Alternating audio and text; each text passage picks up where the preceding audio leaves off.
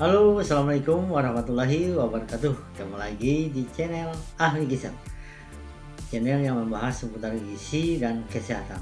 Apa kabar pemirsa semua? Hari Minggu, hari libur ya. Mudah-mudahan selalu dalam keadaan sehat ya. Berkumpul bersama keluarga di rumah masing-masing ya. Semoga hari ini Anda menjalankan aktivitas ya untuk istirahat bersama keluarga dan lain-lain. Baik, hari ini ahli gizi Rusian akan menyampaikan 8 ya makanan yang sering menyebabkan alergi. Nah, tentu pemirsa pengen tahu ya, makanan apa saja sih yang sering menyebabkan kita alergi, agar nanti Anda perlu waspada ya bagi Anda yang mengalami alergi. Oke, sebelum lanjut jangan lupa di subscribe ya. Bagi yang belum subscribe silahkan di subscribe, karena subscribe itu gratis ya. Kemudian nyalakan tanda lonceng. Kalau loncengnya dan Anda nyalakan, Anda akan mendapatkan info terbaru seputar info yang ada di YouTube Ahli Gizi Rusian. Dan jangan lupa dibagikan, mudah-mudahan teman-teman Anda juga bisa mendapatkan info ya seputar masalah gizi, khususnya hari ini ya tentang alergi. Baik, alergi adalah suatu kejadian di mana tubuh sebenarnya melakukan perlawanan ya. Ini terjadi saat tubuh kita memang mengalami penurunan daya tahan tubuh ya. Biasanya menyerang orang-orang yang daya tahan tubuhnya lemah ya, di mana terjadi alergi. Nah, alergi ini pemirsa ketahui ya, untuk makanan ya itu hanya dari protein ya, sumber protein ya penyebab alergi. Jadi tidak ada dari yang lain. Paling sering itu dari protein. Kalau penyebab lain mungkin dari angin ya, udara dan lain-lain ya, tapi dari makanan itu biasanya dari protein. Nah, ada 8 ya yang sering terjadi alergi ya, yang kalau kita konsumsi menyebabkan kita alergi, dan ini perlu diwaspadai. Pertama adalah telur ya. Telur memang sering ya mengalami alergi bagi orang yang tidak kuat makan telur ya. Jadi memang kandungan protein yang ada di telur itu bisa menyebabkan alergi. Nah, bagi Anda yang mengalami alergi telur, sebaiknya Anda mengurangi atau Anda hindari dulu ya sebelum Anda mengalami peningkatan daya tahan tubuh dan bisa mengimbangin ya konsumsi telurnya. Nah, telur juga sering menyerang anak-anak ya yang kena alergi ya. Jadi memang saran saya, kalau Anda memberikan bayi ya yang setelah ASI eksklusif 6 bulan, pemberian telur juga harus dipantau ya. Misalnya Anda coba dulu telur itu diberikan apakah dia alergi ya. Saya sarankan jangan dicampur-campur ya dengan ikan-ikan yang lain ya. Karena apa? Karena nanti Anda susah membedakan penyebab alerginya dari mana ya. Nah, oleh karena itu kalau dia alergi, Anda sudah yakin bahwa itu dari telur. Telur memang kaya zat gizi ya.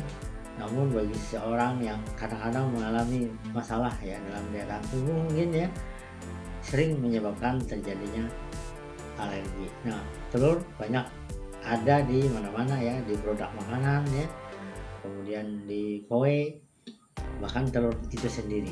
Oleh karena itu Anda harus benar-benar menghindari dulu kalau Anda alergi ya. Oke, yang kedua adalah ikan. Nah, ikan memang juga sumber alergi. Ada beberapa ikan yang kadang-kadang tubuh kita tidak mampu bertahan ya untuk menghindari alergi. Nah, ikan-ikan yang ada itu perlu Anda lihati ya, atau Anda pantau, jangan sampai Anda memang mengalami alergi, karena ikan ini memang sering ya terjadi alergi ya. Jenis-jenis ikan, apalagi ikan laut ya, bisa juga harus waspada karena memang dia penyebab alergi. Jadi kalau Anda lagi makan ikan ternyata Anda alergi, Anda hindari dulu ya sampai tubuh Anda siap mengkonsumsi makanan ikan tersebut ya. Kemudian berikutnya yang ketiga adalah susu sapi. Nah, ini sering terjadi misalnya orang-orang yang tidak kuat dengan susu sapi, akhirnya dia alergi. Paling sering terjadi sih pada anak-anak ya, dimana mereka kadang-kadang alergi pada dia bentol-bentol ya. Dan ini juga harus dihindari dulu bagi Anda yang alergi. Jadi Anda bisa gunakan susu yang lain untuk anak Anda ya, misalnya dari kedelai. karena memang dia belum bisa mencerna ya, mungkin pengaruh dari konsumsi susunya itu ya. Ada juga sih yang sering kita dengar namanya laktosa intoleran. Ini kemampuan bayi untuk mencerna susu itu tidak bisa, akhirnya dia diare.